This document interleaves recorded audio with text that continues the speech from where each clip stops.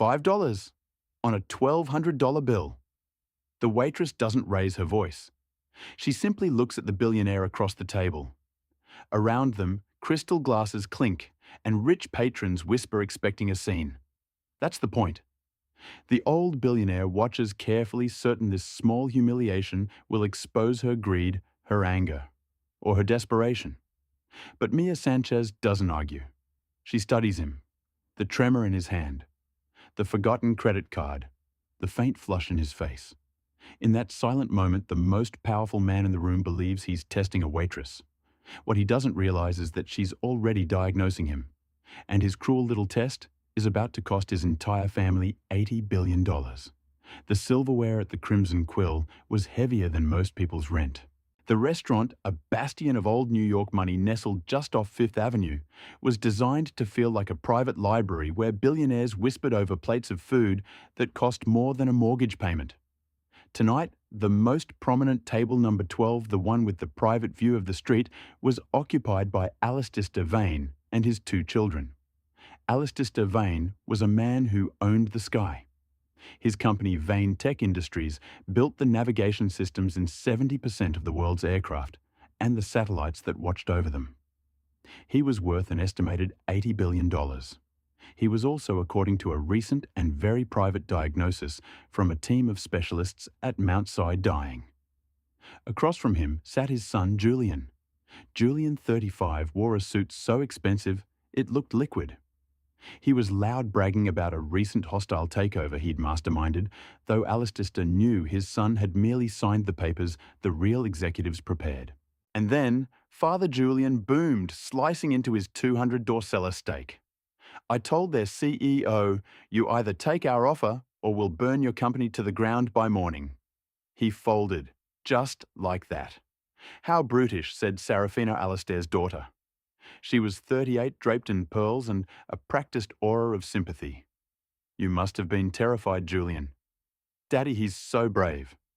Alistair merely stirred his consume. Brave Julian was a parasite. Serafina was a viper. They weren't his children. They were his beneficiaries. In the 3 weeks since his diagnosis, they had circled him. Their concern so transparently false, it made him physically ill. They were waiting for him to die. Julian wanted the company.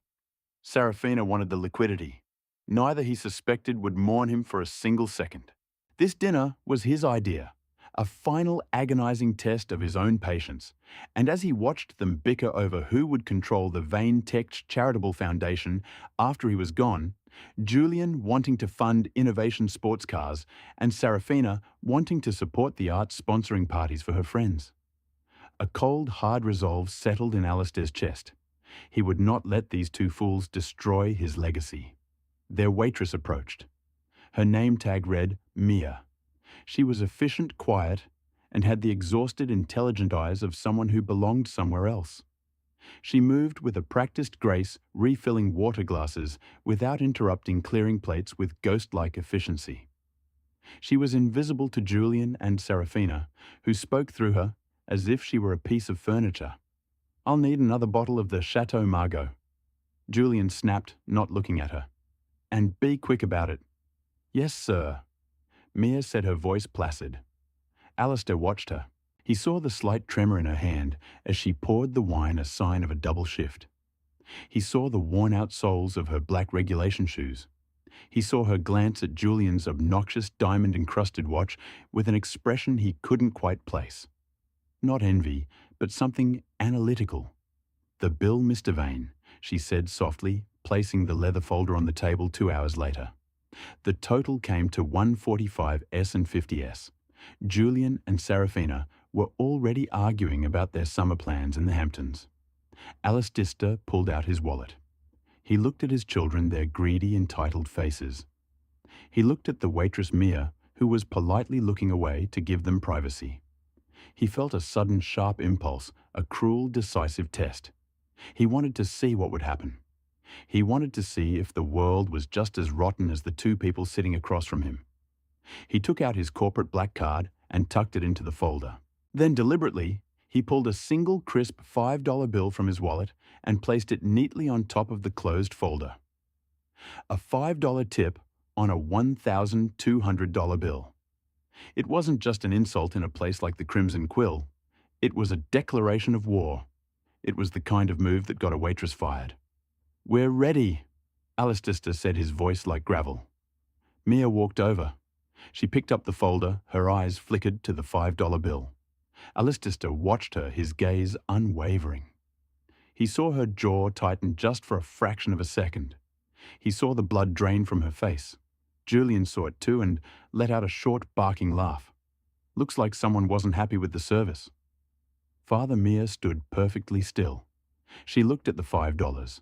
She looked at the folder. She looked at Julian's smirking face. Then she looked directly at Alistair Vane. She held his gaze for a full 3 seconds. Alistair felt a strange jolt. Her eyes weren't angry. They were clear. She picked up the folder, and the $5 bill turned on her heel and walked away. "Well, that's that," Serafina said with a delicate sniff. "I suppose she'll be spitting in your coffee now, Father. Shall we go?" "No," Alistair said. "We wait." The wait was electric. Julian was enjoying the spectacle, already looking around for the manager whom he clearly expected to storm over and berate the ungrateful waitress. Serafina was reapplying her lipstick. Bored Alistair Vane simply sat, his hands folded on the table, watching the spot where Mia had disappeared. He'd run this test before in different ways. He'd accidentally dropped a $100 bill in a boardroom to see which executive would pocket it. He'd forgotten his gold watch in a hotel room. In his experience, 90% of people failed.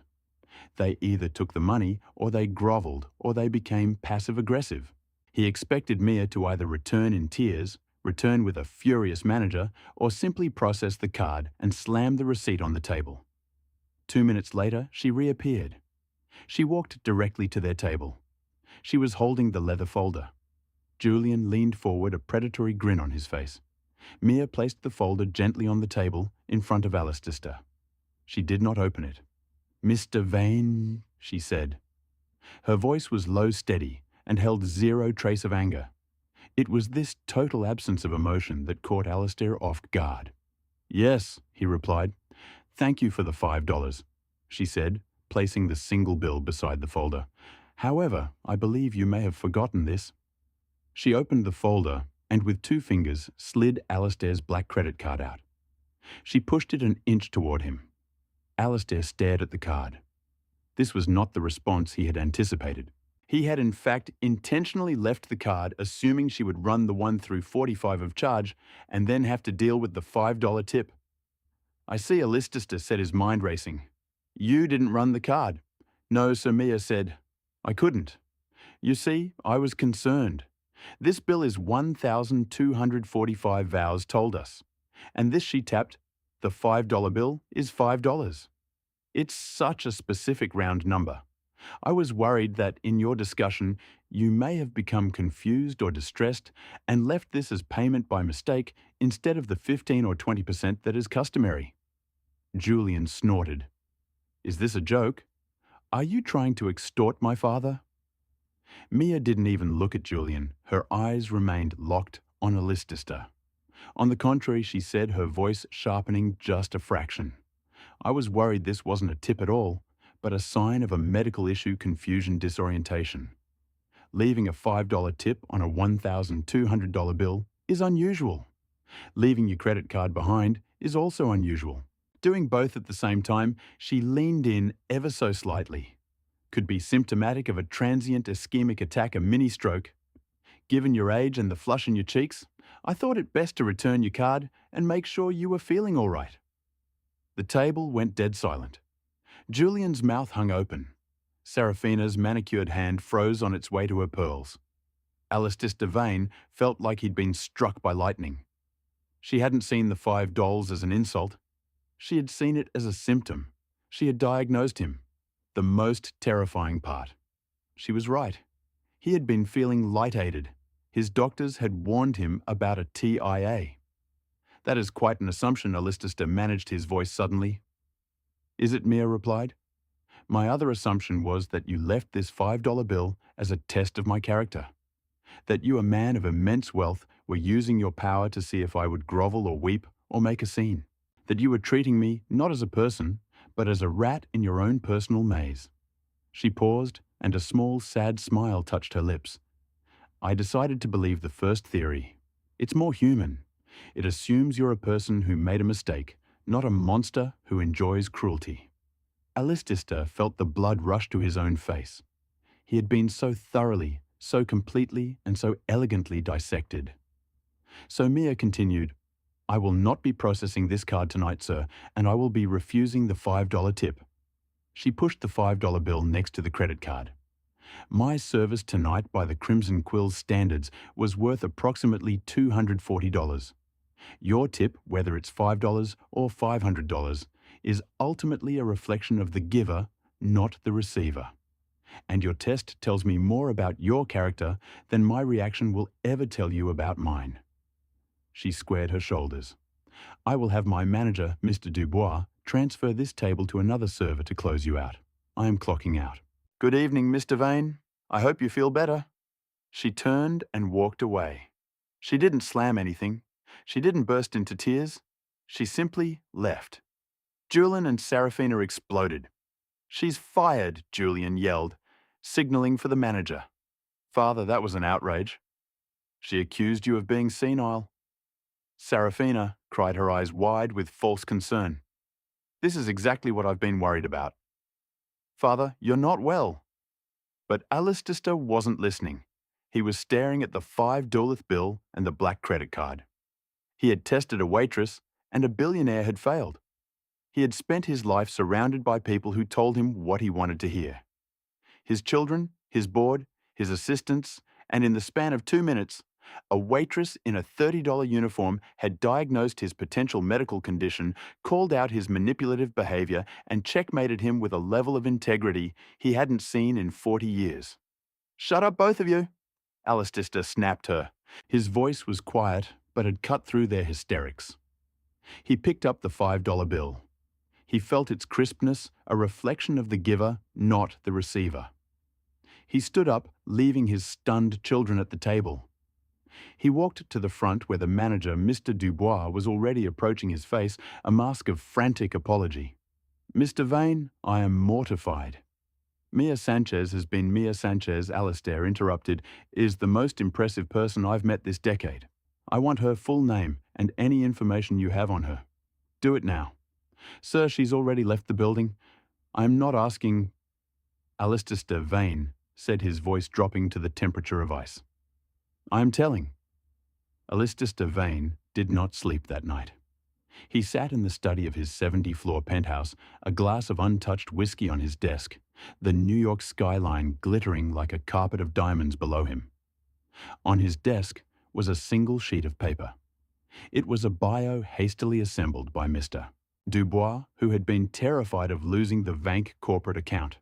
Name Mia Sanchez, age 28, employee since 2 years. Status exemplary record, no write-ups. It was sparse. It was not enough. At 3 a.m. he made a call. The phone was answered on the first ring.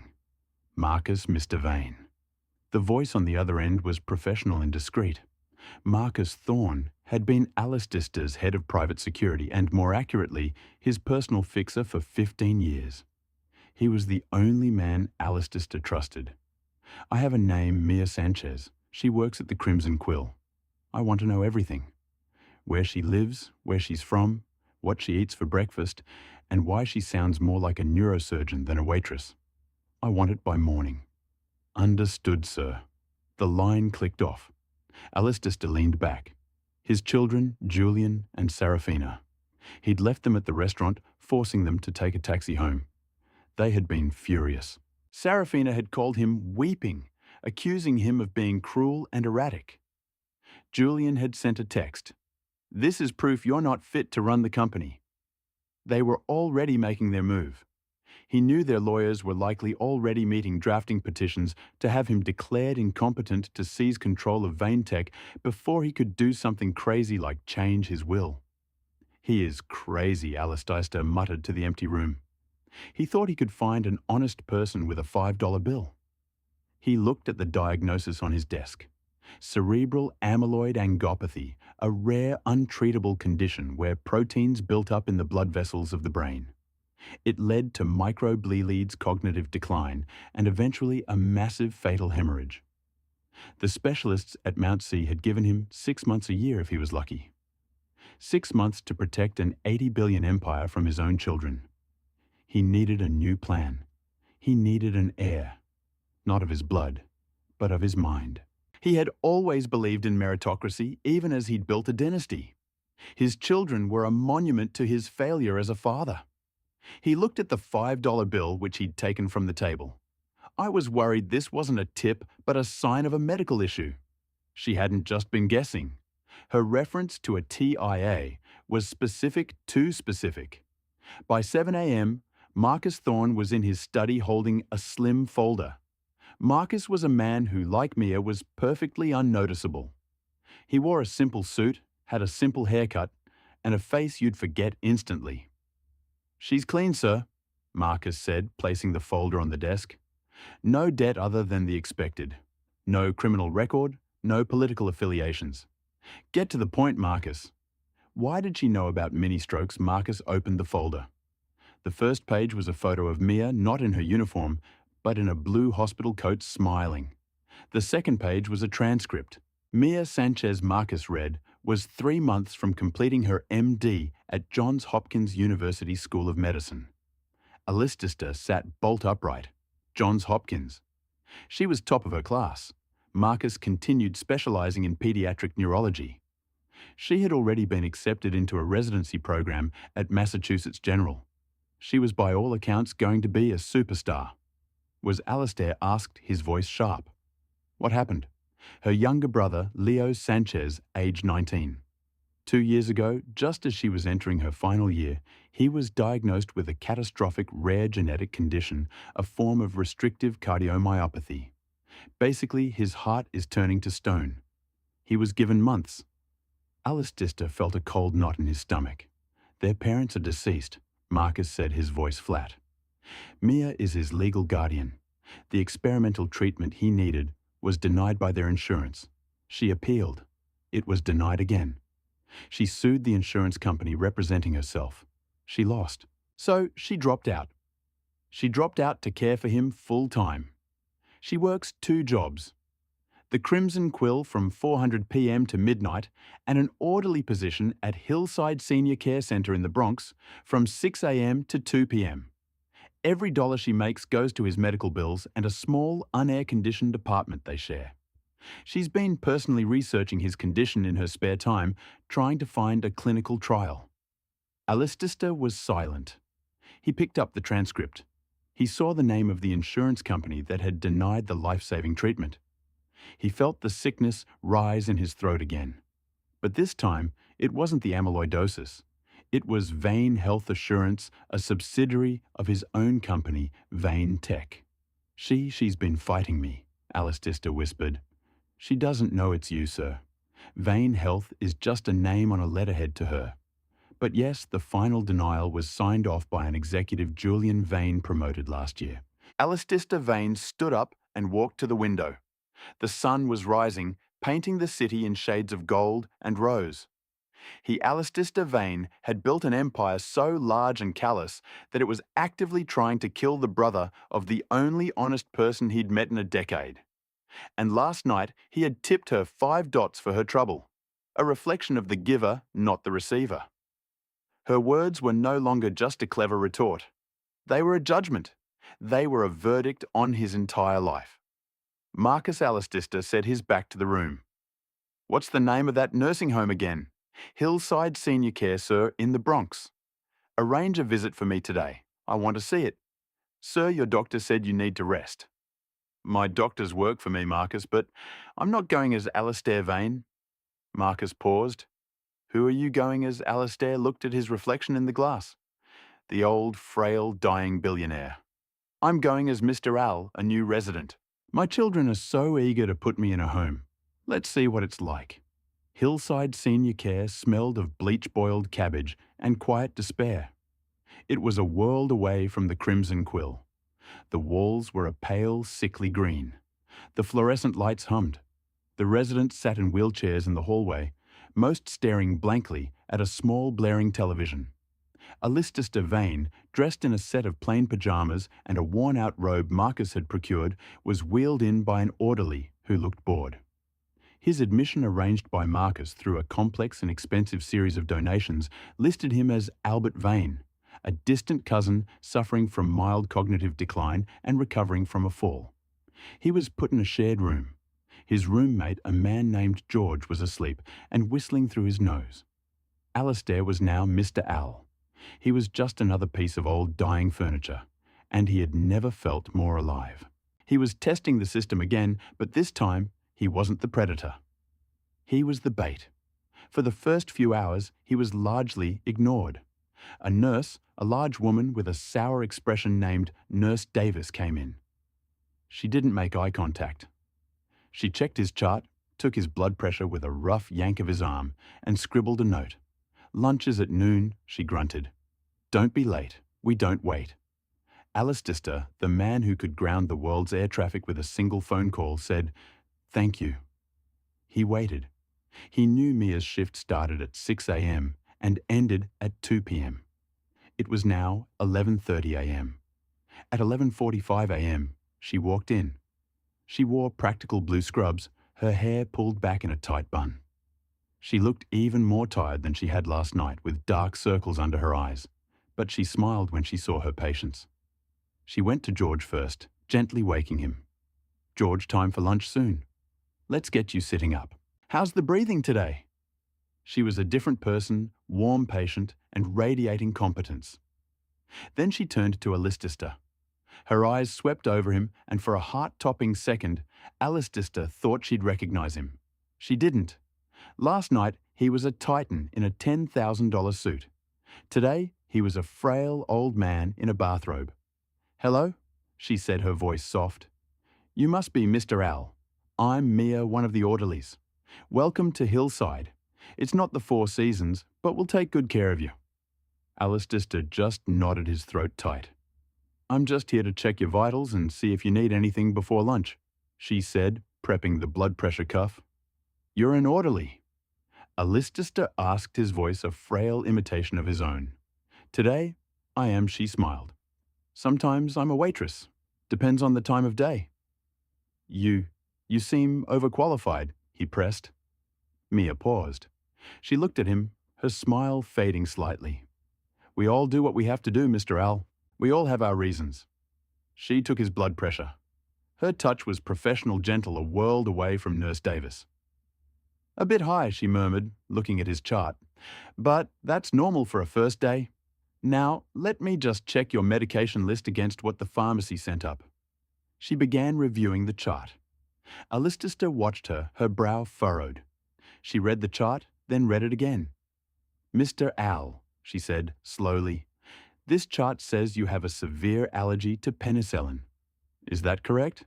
"Yes," Alasdair said, "severely. Anaphylaxis." Mia's face went pale.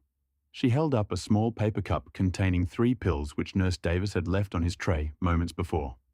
"Nurse Davis left these for you," she said, her voice dropping to a whisper. "But this blue one, I'm almost certain this is amoxicillin." She was checking the chart again. "The pharmacy record confirms it. They sent up amoxicillin for Albert Vane, but your intake form clearly lists the allergy. Nurse Davis didn't check. She was just going to give it to you. If Alasdair had taken that pill, he would have been dead in 10 minutes. Mia's composure snapped. A cold, professional fury radiated from her. She hit the call button for the head nurse. "Stay right here, Mr. Al. Do not take any of this," she said. When Nurse Davis reappeared, annoyed, Mia confronted her. "Nurse Davis, what pill is this?" "It is 12 o'clock meds. What do you care? You're an orderly." "This is 500 milligrams of amoxicillin." His chart lists a fatal penicillin allergy. You were about to kill him. The colour drained from Nurse Davis's face. The head nurse arrived, and Mia, with the precision of a prosecuting attorney, laid out the facts, the chart, the intake form, the medication, the catastrophic near-fatal error. Alasdair Vane sat in his wheelchair watching. She wasn't just a waitress. She wasn't just a med student, she was a guardian. She had just saved his life. An hour later, the firestorm had passed. Nurse Davis was suspended. The Hillside administration was in full panic mode. Mia came back into his room. She looked exhausted, but triumphant. She closed the door. "You're okay, Mr. Al. It's been handled. I've double-checked all your other." She stopped. She was staring at him. Really staring. Her eyes narrowed. "Mr. Al," she said slowly, "your chart says you're from Poughkeepsie, but your hands, they're soft manicured. And your robe, it's cheap, but it's new. There are no stains."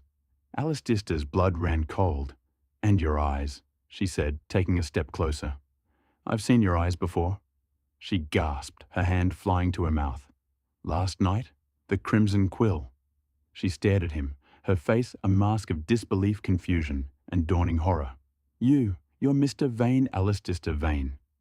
Alistair let out a long breath he hadn't realized he was holding. He dropped the frail old man persona. He sat up straighter, and the familiar mask of command settled back on his features. "Hello, Mia," he said. "It seems I owe you my life." Mia backed away, her hands shaking. "What is this? What are you doing here? Is this another test? Are you trying to get me fired from this job too?"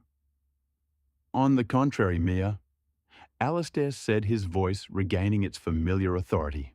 "You just saved my life. And you did it while believing I was just another forgotten old man. You passed a test I didn't even intend to set." "I don't understand," she whispered, leaning against the wall. "You're a billionaire.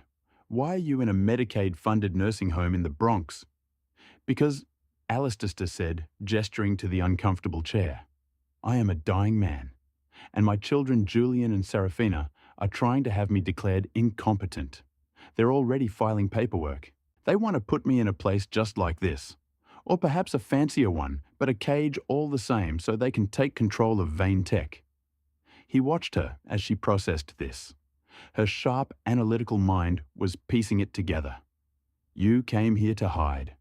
I came here to see you," he corrected. "After you left last night, I had my associate investigate you. I know about Johns Hopkins. I know about your brother Leo." Mia's expression hardened instantly. The fear vanished, replaced by a fierce protective anger. "You leave him out of this. You don't get to talk about him. I know he has restrictive cardiomyopathy," Alistair continued, ignoring her, "and I know he was denied an experimental treatment, a TTR silencer therapy, if my research is correct. How could you possibly—" The insurance company that denied him Alistair said, his voice heavy with self-loathing, "is Vane Health Assurance. It's one of my subsidiaries." Mia looked like he had struck her. The fight drained out of her, replaced by a devastating hollow look. All this time, the faceless corporate monster she had been fighting. It was him. "You," she breathed. "It was you." "I didn't know," Alistair said quickly. "Not until this morning. It's an autonomous division, one that I've discovered has been run into the ground by an executive my son appointed. Mia, what happened to you?" "To your brother. It's a symptom of the disease that's rotting my entire company." "So what is this?" Mia asked, her voice bitter. "You're here to apologize, to give me a check to make up for the $5 tip and the fact that your company is killing my brother. Save it. I don't want your blood money." "I'm not offering you a check," Alistair said. He stood up from the wheelchair, his legs shaky but firm. "I'm offering you a job, and I'm offering you justice. I already have 2 jobs, Mr. Vane, and they're the only 2 I can handle while I care for Leo. Leo will be taken care of." As of an hour ago, he was transferred by private ambulance to the cardiac unit at Mount Si. He is now under the care of Dr. Isabel Reed, the foremost expert on his condition. The experimental treatment you were fighting for it was approved. The Vane board has been advised by me to fund the entire clinical trial starting immediately. Your brother is the first patient." Mare crumpled into the chair, her hands covering her face. Sobs choked and dry tore from her. She had been fighting for so long, and in an instant, the war was over. "Why?" she finally asked, wiping her face. "Why are you doing this?" "Because, Mia, I am out of time. My children are staging a coup. My board is weak. My legacy is on the verge of being handed to a gaggle of fools. He leaned forward, his eyes boring into hers. Last night I tested you. I was cruel, and you met my cruelty with integrity and brilliance. Today I watched you save my life, not because I was a billionaire, but because I was your patient. You have a spine of steel, a mind like a scalpel, and a moral compass that is unshakable. He paused. My children want to put me in a home. They think I'm senile, but they've made a mistake. They've underestimated me. And now they've underestimated you. What are you talking about? I am rewriting my will. Julian and Serafina will be provided for, but they will not get the company. They will not control my legacy. Then who will? You will, Alastair said. Mia laughed. A sharp, hysterical sound. That's insane. I'm a waitress. I'm a part-time orderly. I'm a med school dropout. I don't know the first thing about running a multi-billion-dollar global corporation. You know more than you think, Alistair countered. You know what's right and what's wrong. You know how to read a complex situation and find the truth. You did it at the restaurant, and you did it here. You have the courage to confront a bully, whether it's my son or a negligent nurse. And you have the intelligence to learn the rest. Learn what? In how long you said you're dying. Yes, I have 6 months, maybe less. Alistair's face was grim, which is why we have to start immediately. I am offering you a position, my personal protégé. You will shadow me. You will learn everything I know about vein tech. I will finish your medical credentials with private tutors. I will teach you finance, corporate law, and how to destroy your enemies. And in exchange, Alastair said, you will do one thing for me. When I am gone, you will take control of my foundation, and through it, you will take control of Vein Tech. You will tear down the parts that are rotten, like Vein Health Assurance, and you will rebuild it. You will run it with the same integrity you showed me over a $5 tip. Mia stared at him. It was a preposterous, impossible fairy tale offer. But looking at the cold, calculating, and desperate fire in the old billionaire's eyes, she knew it was real. This was her chance. Not just to save Leo, but to save everyone like Leo. To ensure no other Vein Health executive could ever sign a death warrant for a 19-year-old boy. My brother, she said, her voice shaking but finding its strength. He's safe. Truly he's safe. I give you my word. Mia stood up. She looked at the man who 24 hours ago had been her tormentor. Now he was her only hope. Okay, Mr. Vane, she said, show me how to run your company. The next 6 months were a blur. Mia Sanchez vanished from the world. She was no longer a waitress. She was no longer an orderly. She and Leo, who was responding well to the new treatment, were moved into a secure penthouse apartment in the same building as Alastair. Marcus Thorne, Alastair's fixer, became her handler, her driver, and her head of security. While Alastair's health began its slow, inevitable decline, his mind remained as sharp as a diamond edge. He was a ruthless teacher. Business is not about being nice. Mia he'd rasped from his wheelchair during a late-night lesson on corporate finance. It's about being right. Your children, Julian and Serafina, think right means what's right for me. You will teach them. It means what is right. Period. Mia's days were grueling. From 6 a.m. to 10 a.m., she was with tutors from Harvard and Wharton cramming an MBA's worth of knowledge. From 10 a.m. to noon, she was with lawyers learning the intricate Baroque structure of Alistair's will and the Vein Tech holding companies. In the afternoons, she sat with Alistair as he held his board meetings via video conference. He introduced her as Dr. Sanchez, my new personal medical advisor and consultant. Julian and Serafina, who were on the board, were incensed. Father, who is this woman? Julian demanded in one meeting. Why is she privy to our Q3 projections? Dr. Sanchez is here. Alistair said, his voice weak, but his eyes glittering. To ensure my cognitive decline isn't affecting my judgment. She is a neurological expert and she has informed me. I am perfectly sane. Mia just smiled a cool, placid smile that Julian found infuriating. He had no idea this was the same waitress he'd mocked at the Crimson Quill. She had cut her hair. She wore bespoke suits. She looked the part. But the most important lessons happened at night. Alistista would show her the guts of the company. This, he said, pointing to a name on a spreadsheet, is Robert Shaw, head of our aerospace division. He's a genius, but he's loyal to Julian. He has to go. This, he pointed to another, is Maria Flores. She's in middle management in R&D. She's the one who actually invented our new guidance system. Julian stole the credit. You will promote her. He taught her not just business, but his business. He taught her his weaknesses, his secrets, and his regrets. Vain Health was my wife's idea. He confessed one night looking out over the city. She was a good woman. She believed in affordable care. After she died, I let it go. I let Julian put his cronies in charge. It became a monster. It became the kind of company that would deny your brother. We will fix it, Mia said, her voice quiet. No, Alistair said. You will. You will burn it to the ground and build something better from the ashes. Promise me. I promise, she said. During this time, Mia visited Leo every day. His color was returning. The vibrant, funny brother she thought she had lost was coming back. This is wild, Elle. He'd laugh from his hospital bed at Mount Si. You're like a secret CEO, but don't forget us little people. Never, she promised, kissing his forehead. This is for the little people. 5 months and 28 days after their meeting at the Crimson Quill, Alistista Vane summoned Mia to his bedside. He was frail, a wisp of his former self. It's time, he whispered.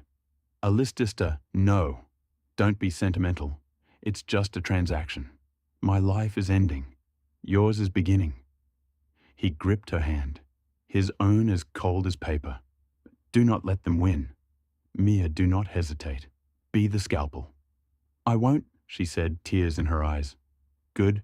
He smiled, a faint, dry smile. Now repeat to me the protocol for a hostile takeover of a majority shareholder's voting rights. Alistista Vane died 2 days later. The news flashed across the globe. The titan of industry was gone. Julian and Serafina, in a grotesque public display, gave a tearful press conference vowing to carry on their father's incredible legacy. The funeral was a state affair.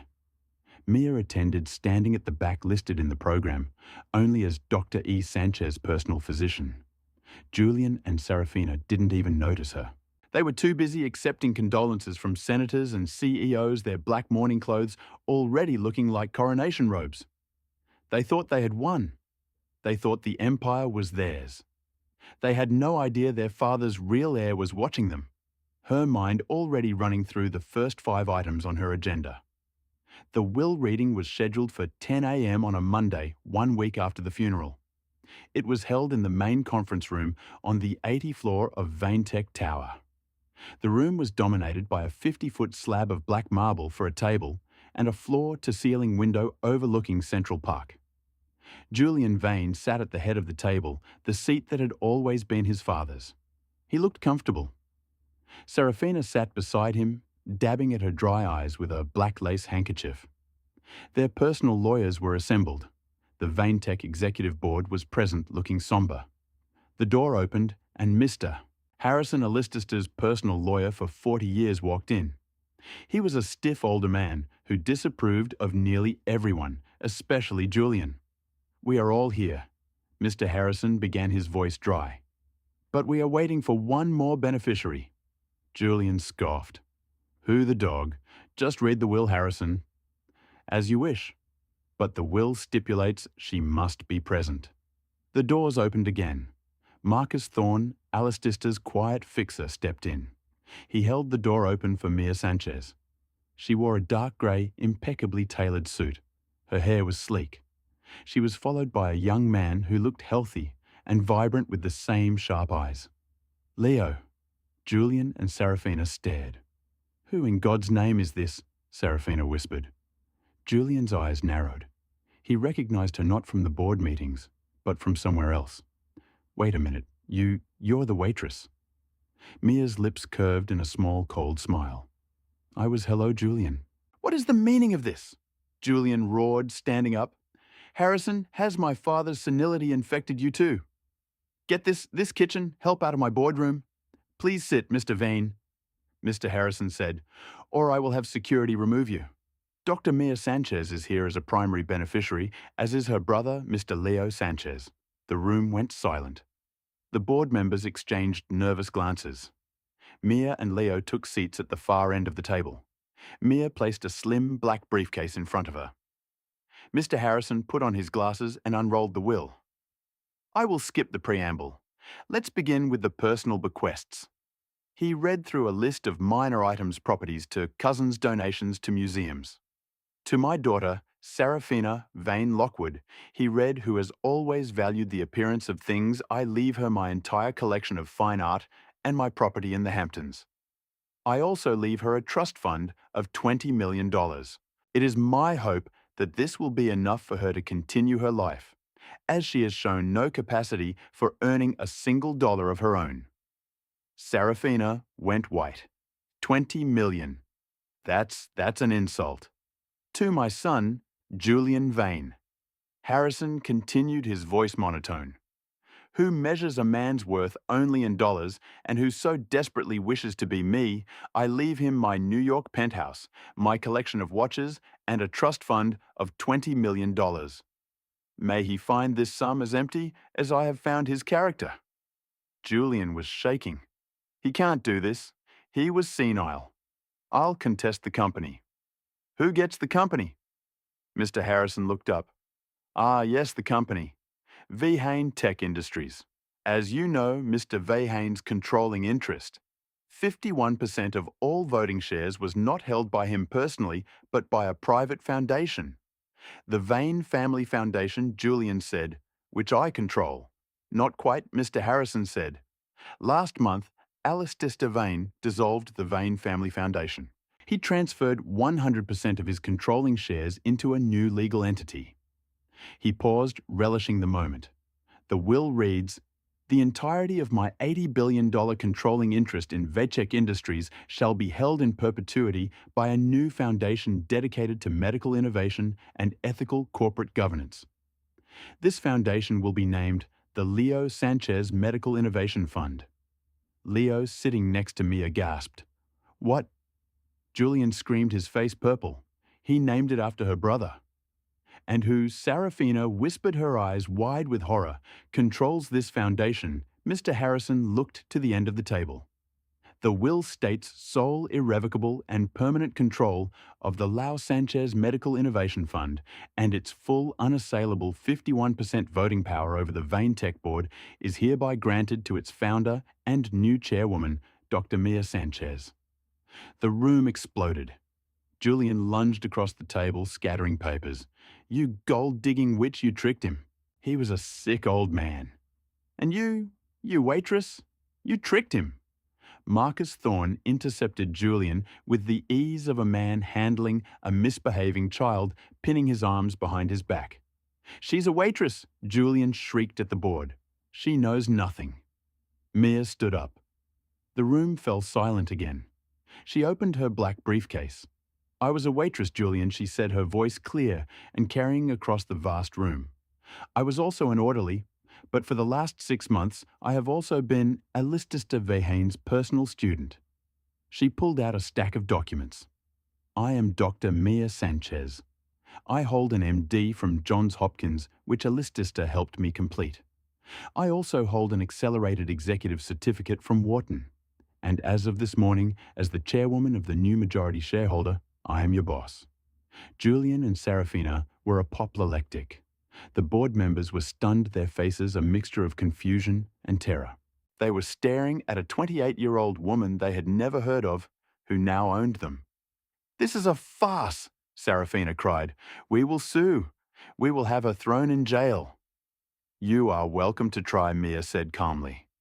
She walked to the head of the table, standing in the spot Julian had claimed.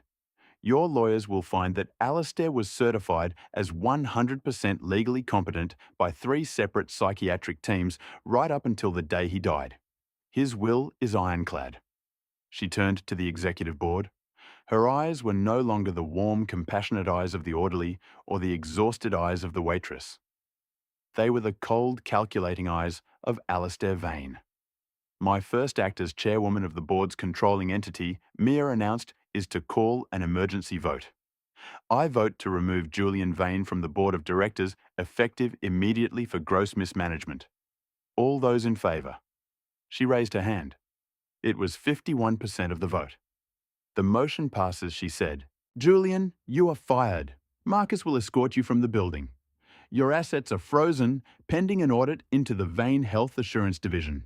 You can't. Julian stammered, his rage collapsing into pathetic disbelief. I can, Mia said. I also vote to remove Seraphina Vane Lockwood from the board for dereliction of duty. All in favour? She raised her hand again. Motion passes. Seraphina, you're out. My father, Seraphina, wept. Would never. Your father, Mia, cut her off, was a man who tested people. He tested me with a $5 tip. And I called him out. He tested you your entire lives to see if you had a single shred of his integrity. And you both failed every single day. She turned back to the board. My second act, I am appointing a new interim CEO, effective immediately. Maria Flores from R&D, Robert Shaw, you are demoted. The entire executive board of Vane Health Assurance is fired as of this moment. We will be conducting a full-scale investigation, and I fully expect criminal charges to be filed for insurance fraud. It was a hostile takeover executed with the speed and precision of a surgical strike. Alistair had taught her well. Within an hour, Julian and Seraphina Vane were on the sidewalk.